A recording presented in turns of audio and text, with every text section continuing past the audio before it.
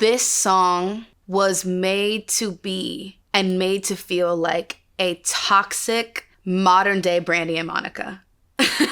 Like the boy is mine, but like the girl is mine, you know?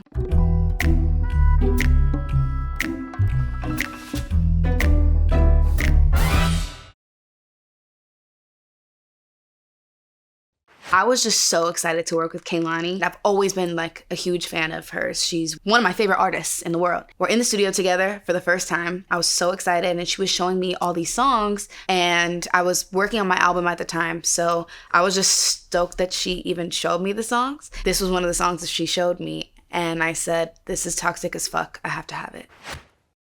We ain't felt like us in a minute. Whole damn time I knew I shouldn't have did it. Might have got too excited, I'll admit it. Almost called your name when he was in it. The saying is, and I don't even know if I believe this, because I feel like this is toxic people saying this, but there's no room to cheat if there's not space in the relationship. In this song, there's definitely a problem with me and my man, and that's how the best friend kind of wiggled their way in there. If you're in that situation, if it's dead, just bury it. Just let it go. Ooh, it's wrong, but you make me feel right. Texting your phone while right beside him. Wish it was anyone besides him.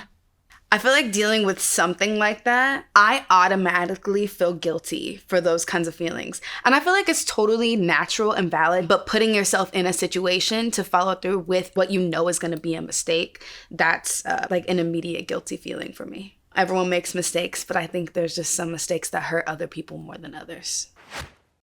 I was with my man last night, and I just realized what I felt that night wasn't wrong.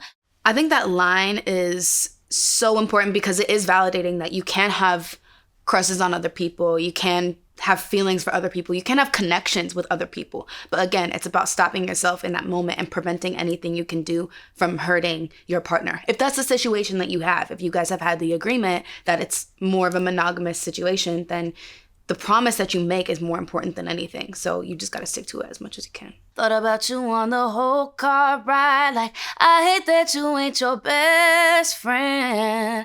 I hate that you ain't your best friend. When I first heard, I hate that you ain't your best friend, immediately took me to like a first defensive place. Like, I've never done that. That's crazy.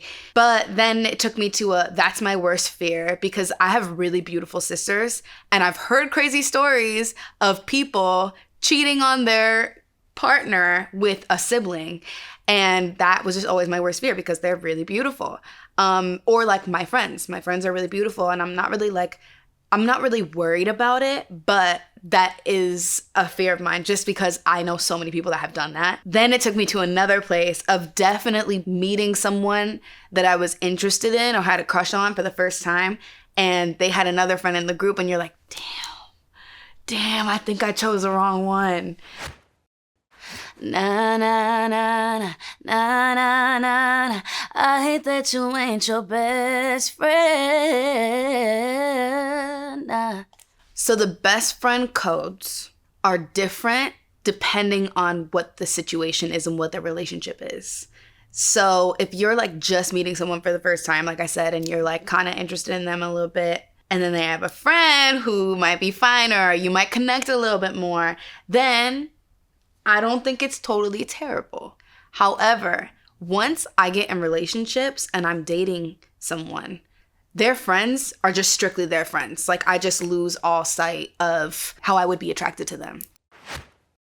Damn, I'm just mad that he came up to me and talked to me tough. Kehlani, this ain't Monopoly. I didn't think you'd play it for this long. I love Monopoly, but I don't think it's a secret that it literally takes like 3 hours to play, and it makes everyone have like a personal argument at the end of it.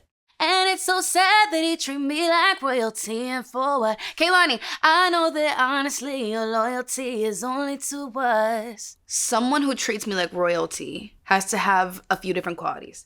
The first one is trust. The second one is respect. And the third one is just going out of your way to do things that you don't have to do, but the other person loves. The back and forth, it brings the energy up a lot. It's gonna be a problem, and that bridge makes you feel like it's about to be a really toxic problem. I always knew from the beginning, the whole damn time it's you that I was feeling. Seems like things are better when forbidden, and that's why I hate that. I'm just gonna ask everyone watching this video to reflect on anything they did that they weren't supposed to. It's a rush. Like, doing something that you aren't supposed to is such a rush. But I realized very quickly, like, me doing something like that I wasn't supposed to be doing, that was like a secret. Once that rush dies, the whole thing pretty much fizzles out. So it's fun while it lasts, but 10 out of 10 do not recommend. I think the main thing that made me and Kehlani's voices mesh so well and me and Kehlani's energy mesh so well is that we both grew up listening to the same kind of music. You know, we're very influenced by like early 2000s, 90s, and we kind of are a little bit all over the place with what we listened to growing up. I always say like my generation is kind of the generation of borrowing things from all of the other generations, and I think that we are definitely a testament to that.